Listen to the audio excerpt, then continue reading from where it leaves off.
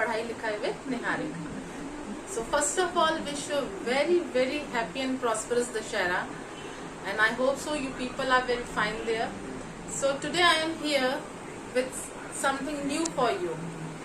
जैसे बच्चों श्री राम ने लक्ष्मण रावण के ऊपर अपना कंट्रोल लिया था या उनको हराया था, उसी तरह आज मैं जो ट्रिक आपको सिखाऊंगी उस ट्रिक के थ्रू आप मैथ्स पे अपना अधिकार जमा लोगे और बड़े से बड़े क्वेश्चंस को बहुत इजीली सॉल्व कर लोगे। ये जो ट्रिक है ये किस पे बेस्ड रहेगी? मल्टीप्लिकेशन पे। जिन बच्चों को थोड़ा सा इश्यूज रहता है टेबल्स के साथ, उन बच्चों के लिए भी ये ट्रिक बहुत अच्छी है। लेकिन फिर भी मैं आप लोगों से यही रिक्वेस्ट करूंगी, learn the tables first, then afterward go in this tricks, and please इस ट्रिक को ट्राई जरूर कीजिएगा।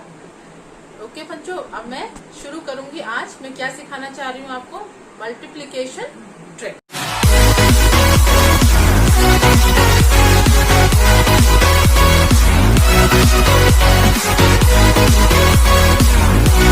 बच्चों हम शुरू करते हैं हमारे आज के मैथ्स के ट्रिक। इस ट्रिक के थ्रू जो मैं ट्रिक आपको बताऊंगी, इसके थ्रू हम 2 डिजिट्स के मल्टीप्लाई, 3 डिजिट्स के मल्टीप्लाई भी बहुत इजीली सॉल्व कर सकते हैं। उसके लिए हमें टेबल्स की भी रिक्वायरमेंट नहीं होगी।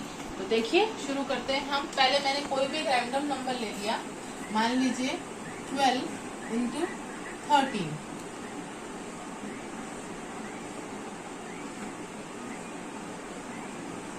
ओके, मैंने नंबर लिया 12 इंटू 13, तो इसका मल्टीप्लिकेशन क्या आता है बच्चों? 156। ठीक है, एक और मैंने नंबर ले लिया 12 इंटू 14। ठीक है बच्चों, तो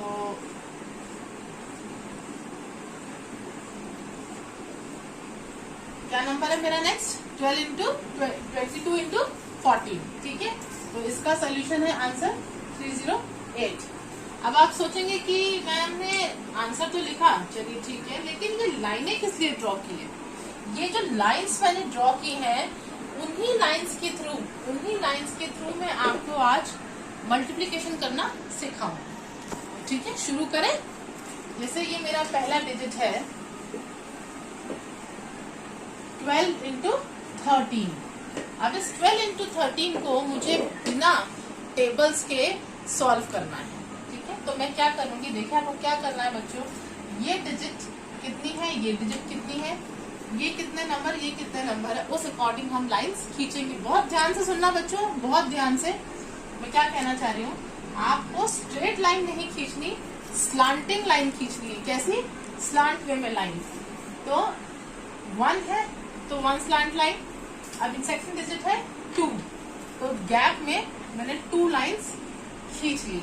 ठीक है बच्चों, अब मल्टीप्लिकेशन में क्या है? 13, तो मैं क्या करूंगी, एक लाइन ये खींची, 1 के लिए मैंने 1 लाइन खींच दी, और 3 के लिए 1, 2 and 3।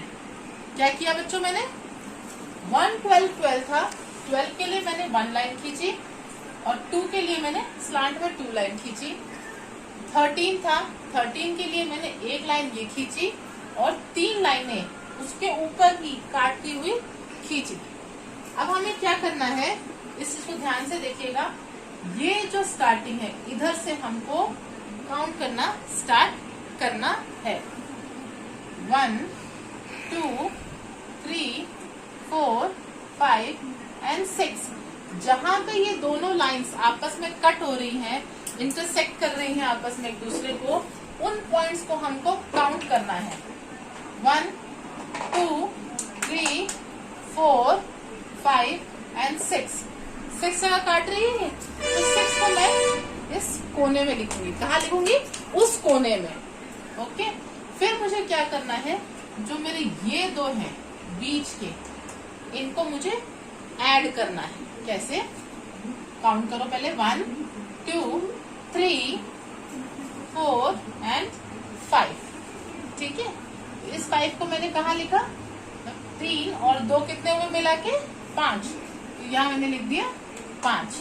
And last it's this area, यहाँ पे क्या पॉइंट है? 1। तो आंसर क्या आ गया इसका? 156।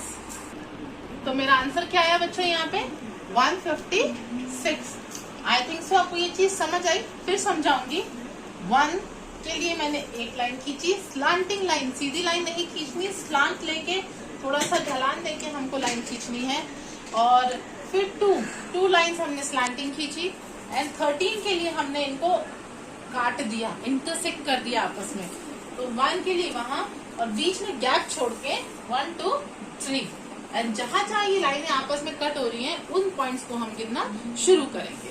चलिए मैं आपको सेकंड एग्जांपल से समझाती हूँ, देखिएगा ध्यान से एक बार और। अगर आपको मेरी बात पर विश्वास ना हो तो कैलकुलेटर से चेक करके भी देख लीजिएगा। नेक्स्ट मेरा डिजिट है 22 इंटू 14। ठीक है, अगर आपको टेबल्स याद है तो बहुत अच्छी बात है, और जिन बच्चों को थोड़ा सा टेबल में कंफ्यूजन है वो बच्चे कैसे करेंगे। 22 इंटू 14, तो मेरे को पहले 2 लाइनें खींचूंगी क्योंकि 22 है, 2 लाइन ऊपर 2 लाइनें नीचे। ओके, अब मुझे इनको आपस में काटना है लाइनों को। तो 1 है, एक लाइन से मैंने ये काट दिया, बीच में गैप देके 4 लाइनें मुझे और खींचनी है, 1 2 3 एंड 4। स्टार्ट मुझे कहाँ से करना है बच्चों, इस एरिया से। स्टार्टिंग हमेशा इस एरिया से ही होगी, ध्यान रखिएगा। लास्ट वाली एरिया से हम काउंट करना स्टार्ट करेंगे। अब ये देखना है हमें ये लाइंस कहाँ कहाँ एक दूसरे को इंटरसेक्ट कर रही हैं, तो और कितनी बार कर रही हैं, 1 2 3 4 5 6 7 एंड 8 टाइम काटा, तो मैंने यहाँ 8 लिख दिया। 8 उस साइड जाएगा, मतलब लास्ट डिजिट होनी चाहिए। अब मेरे पास है ये दोनों एरिया, ये दोनों आपस में ऐड होंगे, आमने सामने वाले एक दूसरे के एडिशन होंगे। 1 2 3 4 5 6 7 8 9 एंड 10। अब आप बोलोगे मैम 10 आ गया। अगर मैं यहाँ 10 लिख देती हूँ तो डिजिट ही काफी लंबी हो जाएगी, तो इसलिए ये जो 10 आया है, 10 के लिए 0 मैं यहाँ उतारूंगी और 1 जो है वो मैं इसको कैरी दे दूंगी। ठीक है, अब ये कैरी आ गया इसके पास। यहाँ क्या था, 2 थे, 1 2 और एक जो कैरी गया वो 3, तो कितना हो गया 308। You can check it by calculator also. 22 into 14 is 308 and by the simplest form of lining, जो सिंपलेस्ट वे है लाइंस खींच के कैलकुलेशन करने का, उससे भी हमारा रिजल्ट कितना आ रहा है 308। चलिए अब मैं कोई एक और रैंडम नंबर लेती हूँ आपके लिए, जिससे आपको थोड़ा और अच्छा लगे और समझ आए।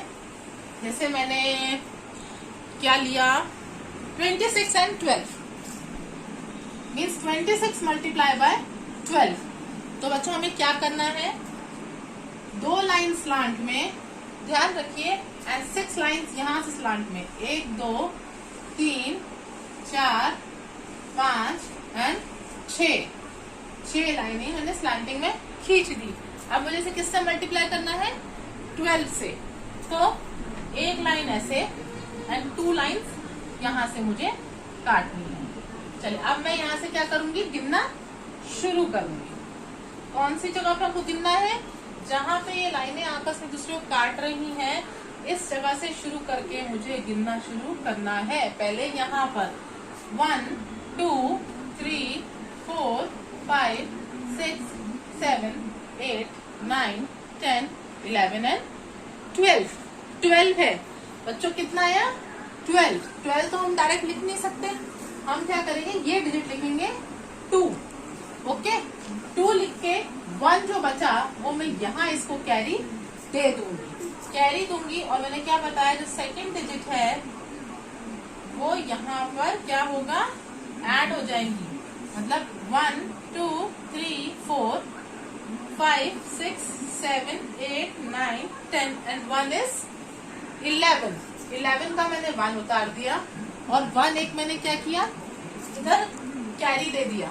यहाँ पे कितने थे पॉइंट्स इंटरसेक्ट वाले, 2 और 1 3, तो मेरा आंसर कितना आया 312 312।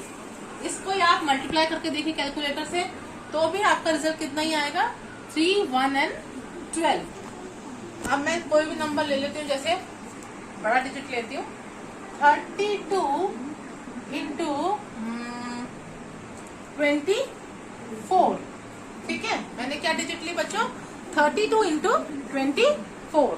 तो मैं क्या करूंगी देखिएगा, 3 लाइन्स स्लांट में, क्योंकि यहाँ पे 3 डिजिट है, फिर 2 गैप छोड़ के एंड 2 इनको आपस में काटा क्योंकि यहाँ 2 है, एंड 4, 1 2 3 एंड 4।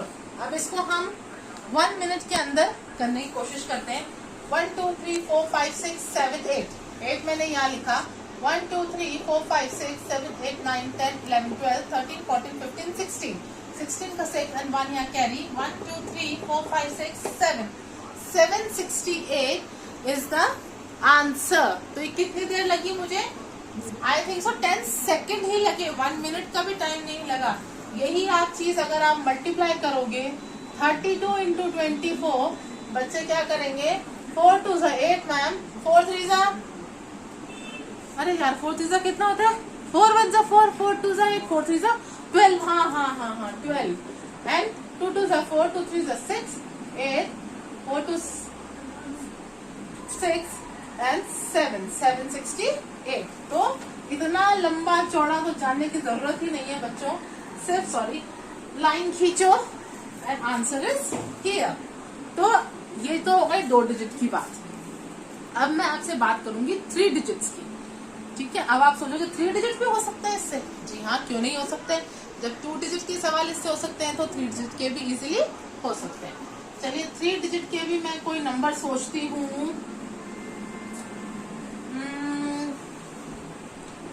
231 इंटू 224। ओके, मतलब 231 इंटू 224। अब आप बोलेंगे कि मैम इतने बड़े डिजिट्स में मल्टीप्लाई हो सकती है कैसे? इसको करने में तो हमें 10 मिनट लगते हैं।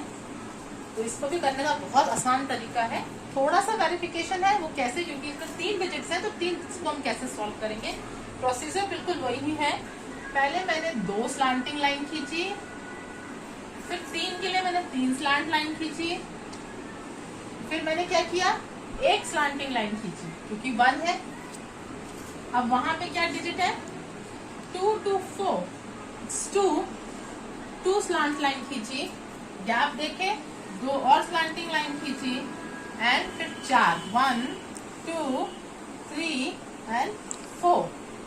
ठीक है बच्चों, तो मेरे पास कैसे हो गया? एक तो ये आर्क बन गया, तो ये मेरा फर्स्ट आर्क है। फिर ये मेरा सेकंड आर्क बन गया। ठीक है, ये बीच के तो 3 है ही है, ये तो ऐड होंगे ही आपस में। ठीक, ये मेरा थर्ड आर्क बन गया एंड ये मेरा फोर्थ आर्क बन गया। कितने आर्क बने इसमें? 1 2 3 4 एंड ये जो बीच की लाइन है, जो बीच के डिजिट है, ये तो आपस में ऐड होंगे ही होंगे। तो मैं काउंट करना शुरू करूं। 1 2 3 4 मैंने यहाँ लिखा। Second 1 2 3 4 5 6 7 8 9 10 11 12 13 and 14. 14 means you have to take 4 and send 1 carry to here. एक मैंने यहाँ कैरी कर दिया एंड नाउ इनको ऐड करना शुरू करें। 1 2 3 4 5 6 7 8 9 10 11 12 13 14 15 16 and then is 17। तो 17 मैंने यहाँ लिख दिया, 1 कैरी गया। 1 2 3 4 5 6 7 8 9 10 it's 11 1 1 2 3 4 5 51744 is the answer। आप इसको मल्टीप्लाई करके देख लीजिए, आपका यही आंसर आएगा। तो ये क्या है? बहुत ही सिंपल तरीका है मल्टीप्लाई करने का। अब हम कुछ ऐसे डिजिट्स लेते हैं जिनका मल्टीप्लाई हम within a second, within 10 seconds करके आपको दिखाएंगे। ठीक है, तो जैसे मैंने लिया 21 इंटू 12, ये मेरा एक डिजिट है और इसको मुझे विदिन अ 10 सेकेंड सॉल्व करना है। तो मैंने 2 लाइन खींची, 1 2 1 1 एंड 1 2। तो 1 2 1 2 3 4 5 and it's 2 252 is the answer. कितनी देर लगी बच्चों मुझे? With not just 10 second even. तो ऐसे आप करके बहुत ही इजीली बड़े से बड़े मल्टीप्लाई भी सॉल्व कर सकते हैं। आप इसको जरूर ट्राई कीजिए एक बार अपने अपने घरों में। ये ट्रिक्स आपको कई बार मुश्किल समय में बहुत हेल्पफुल हो सकते हैं। कुछ बच्चे ऐसे हों जिनको रियली टेबल बहुत कोशिश करते हैं बच्चे याद करने की, नहीं याद हो पाती, पर मैं ये नहीं कहूंगी आप टेबल याद ना करें, टेबल्स याद करें। टेबल्स को याद करने का, लिखने का ट्रिक मैंने अपने पहले लास्ट वीडियो में बताया था। Go to that link and I will share the link in the description also. उस ट्रिक के थ्रू आप टेबल्स भी इजीली लिख सकते हैं। एंड इस ट्रिक के थ्रू जो ट्रिक मैंने सिखाई है, क्या ट्रिक है? It is called Japanese trick of multiplication. इस ट्रिक के थ्रू हम किसी भी बड़े से बड़े 2 डिजिट 3 डिजिट के नंबर्स को इजीली मल्टीप्लाई कर सकते हैं। सो बाय फॉर टुडे।